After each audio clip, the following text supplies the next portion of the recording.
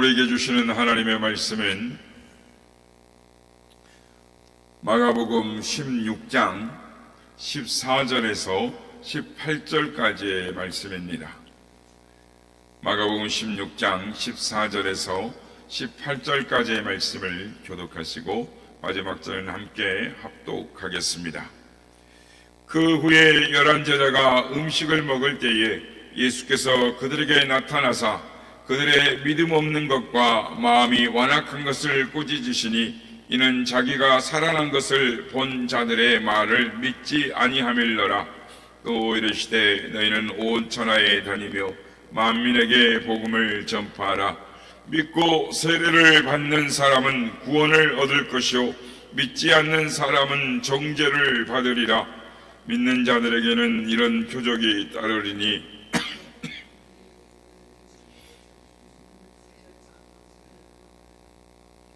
믿는 자들에게 이런 표적이 따르니 곧 그들이 내 이름으로 귀신을 쫓아내며 새 병언을 말하며 뱀을 집어올리며 무슨 독을 마실지라도 해를 받지 아니하며 병든 사람에게 손을 얹은즉 나으리라 하시더라.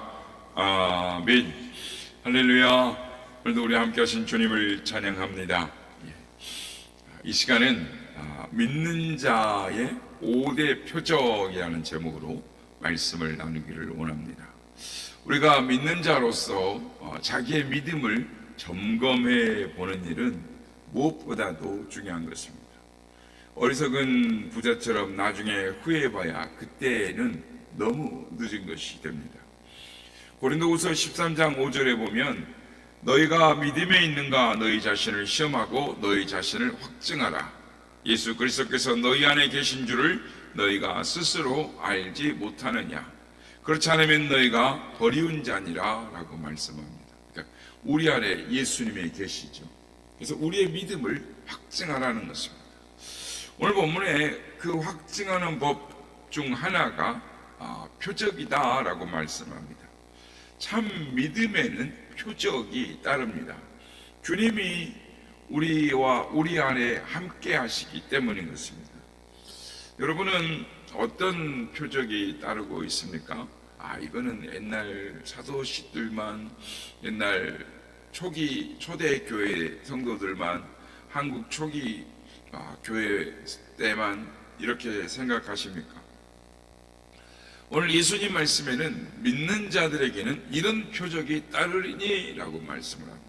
믿는 자들에게 표적이 따르는데 그들이 내 이름으로 귀신을 쫓아내며 새 방언을 말하며 뱀을 집어올리며 무슨 독을 마실지라도 해를 받지 아니하며 병든 사람에게 손을 얹은즉 나으리라 하시더라 라고 말씀을 합니다.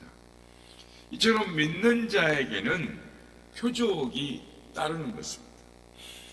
그러므로 믿음으로 행하는 자에게는 반드시 이러한 표적이 따르는 줄로 믿으시기를 바랍니다. 첫째, 믿는 자에게는 귀신이 떠나갑니다. 그들이 내 이름으로 귀신을 쫓아낸다라고 예수님께서 말씀하셨습니다. 예수님께서 세상에 오셔서 공생의 기간 동안에 많이 하신 일 중 하나가 귀신을 쫓아내어 주신 일이었습니다. 귀신들이 소리 지르며 나가며 많은 사람들이 새 사람이 되었습니다.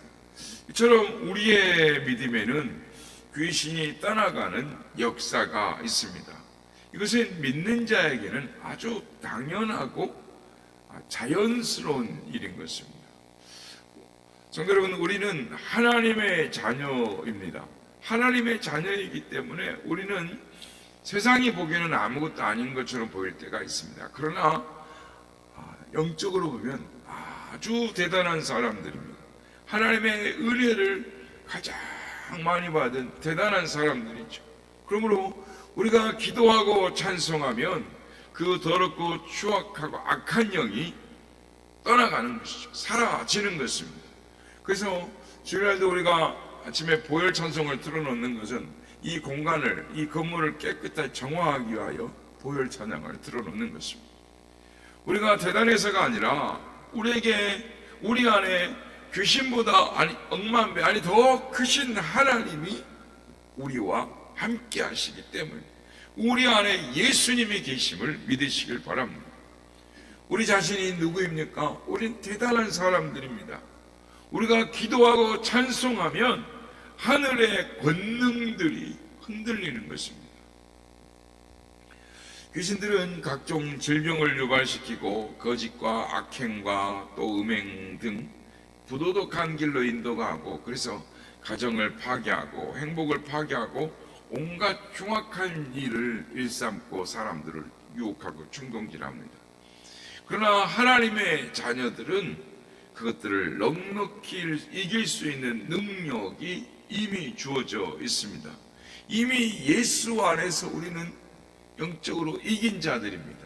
승리한 자들입니다. 그러므로 우리가 기도 찬송만 해도 악의 영들은 두려움에 떨고 혼비백산하는 것입니다. 우리 믿는 자들에게는 어느 누구에게나 동일하게 주어진 권세인 줄 믿으시길 바랍니다. 우리가 가만히 있으면 온갖 시험이 옵니다. 그러나 조금만이라도 믿음으로 나아가기만 하면 악한 것들은 한 길로 왔다가 7길로 도망치는 것입니다. 이것이 믿는 자에게 나타나는 첫 번째 표적입니다. 이건 자연스러운 현상이에요. 그래서 가정예배든 구역예배 때 하나님 앞에 기도하고 찬송하고 하나님 앞에 말씀대로 나아가면 우리 안에 모든 악하고 더러운 것들이 다 떠나가는 것입니다. 이건 아주 자연스러운 일입니다. 믿음이 없는 사람들은 예전이나 지금이나 자신을 메뚜기 같다라고 말을 합니다. 그러나 믿음이 있는 사람들은 손 하나 대지 않고 돌기만 해도 여리고가 무너지는 것입니다. 그러므로 성도 여러분, 믿음 생활에 있어서 좀 더 적극적으로 나아가시길 바랍니다. 믿음으로 사시길 바랍니다. 그럴 때 우리의 삶은 더욱더 자유롭고 복된 삶으로 변하게 될 줄로 믿습니다. 두 번째는 새 방언을 말하게 된다라고 말씀합니다. 이 새 방언을 말한다라는 것은 방언의 은사를 말하기도 합니다. 그런데 또 다른 새 방언이 있습니다. 언어의 바뀜입니다. 말이 바뀌는 것이죠. 언어의 바뀜이 중요한 것입니다. 언어라는 것이 무엇입니까? 언어는 생각의 표현입니다. 그래서 마태복음 12장 34절에 주님께서 이런 말씀하십니다. 너희는 악하니 어떻게 선한 말을 할 수 있느냐? 이 마음에 가득한 것을 입으로 말합니다 하고 말씀을 합니다. 마음에 가득한 것이 말로 나오게 되어 있다라는 것입니다. 그러므로 새 방언은 새 생각을 의미하는 것입니다. 그런데 하나님을 경외하면 어떤 일이 생기느냐? 하나님을 경외하면 우리의 마음에 새 마음이 생기는데 하나님의 마음이 우리 안에 생깁니다. 하나님의 소원이 밀려오는 것입니다. 하나님의 뜻이 내 뜻으로 다가오는 것입니다. 그러므로 믿는 자의 언어는 바뀔 수밖에 없는 것입니다. 하나님을 잘 경외하면 잡념이 사라지고 하나님의 생각이 우리 안에 가득 차게 되는 것입니다. 그래서 믿음의 말을 하게 되고 좋은 말을 하게 되고 지혜로운 말을 하게 되고 소망의 말을 하게 되는 것입니다. 이 말이 새 방언인 것입니다.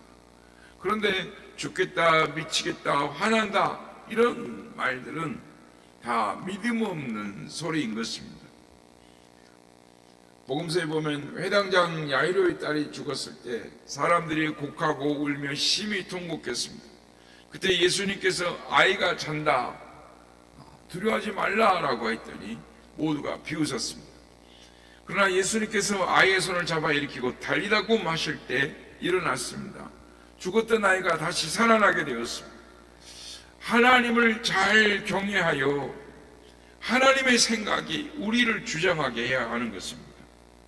바라기는 하나님의 마음을 내가 잘 섬기도록, 조금만 하나님을 바로 섬기면 새 방언과 믿음의 말을 하게 될 줄로 믿습니다.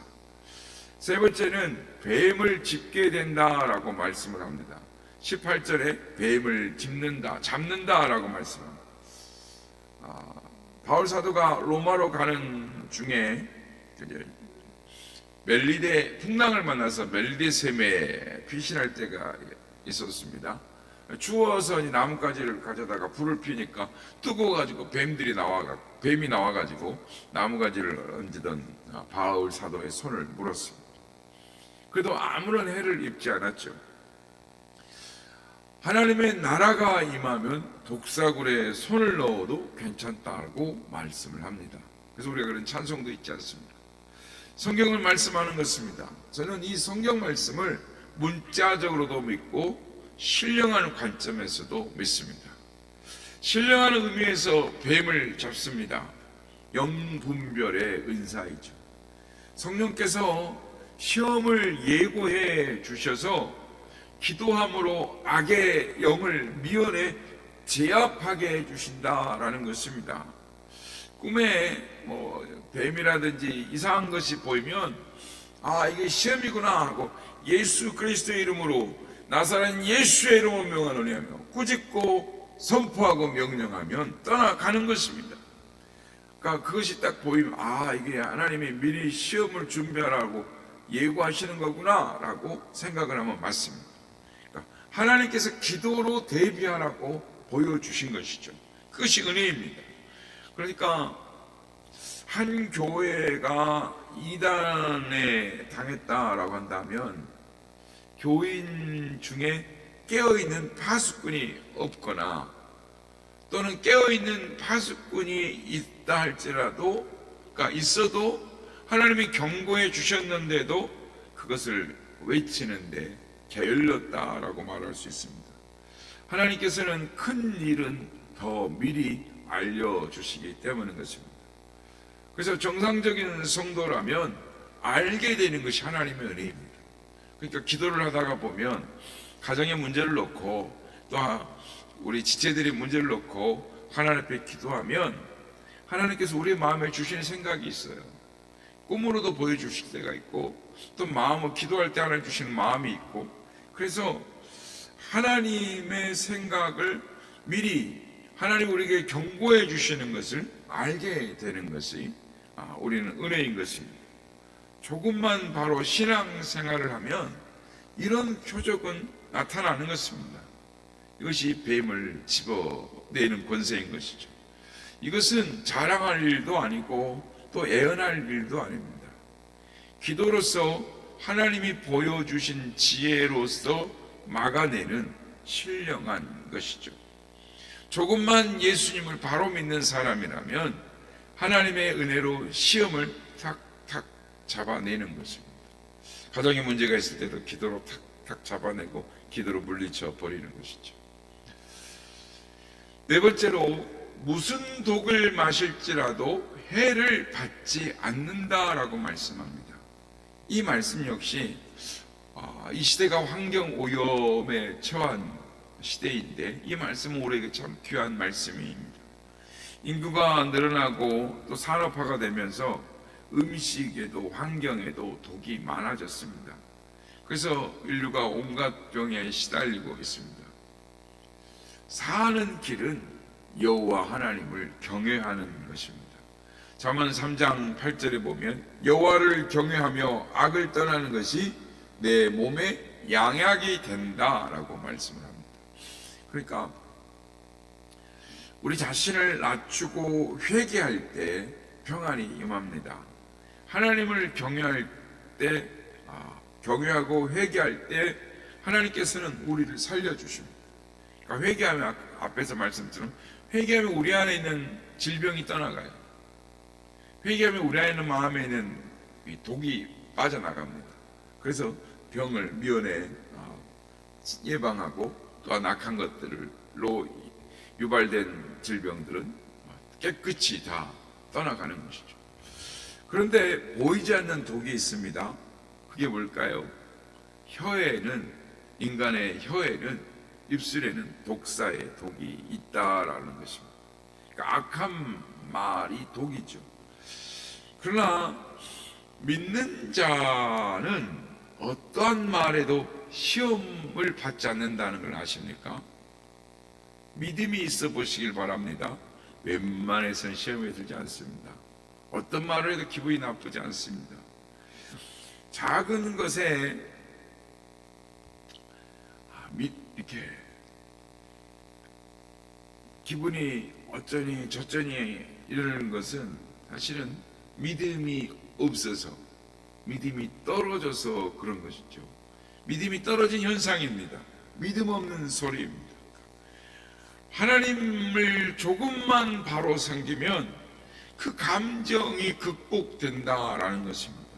그래서 마태복음 5장 11절 12절에 보면 나로 말미암아 너희를 욕하고 박해하고 거짓으로 너희를 거슬러 모든 악한 말을 할 때에는 너희에게 복이 있나니 기뻐하고 즐거워하라. 하늘에서 너희 상이 큼이라. 너희 전에 있던 선지자들도 이같이 박해하였느니라 라고 말씀합니다. 이렇게 하나님을 경외하면 전천후의 성도들이 되는 것입니다.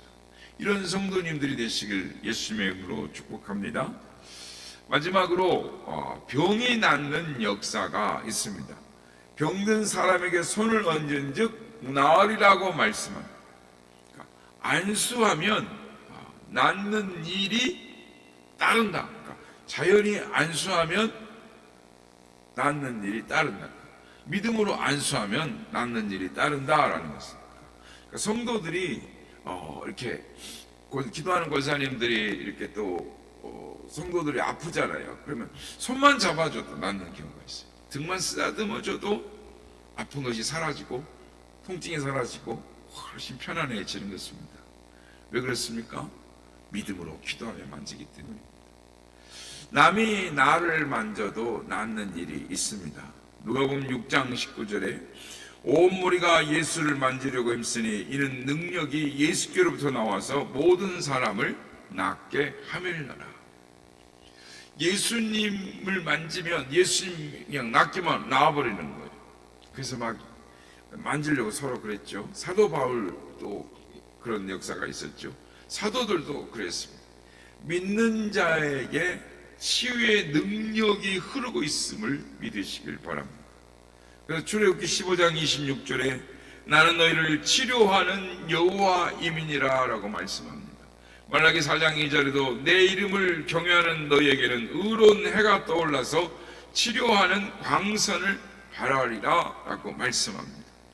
야고보 선생은 믿음의 기도는 병든 자를 구원하리니 주께서 저를 일으키시리라. 이러므로 너희 죄를 서로 구하며 병 낫기를 위하여 서로 기도하라 라고 말씀을 하는 것입니다. 여러분, 육신의 병도 마음의 병도 하나님이 고치십니다. 회개가 약입니다.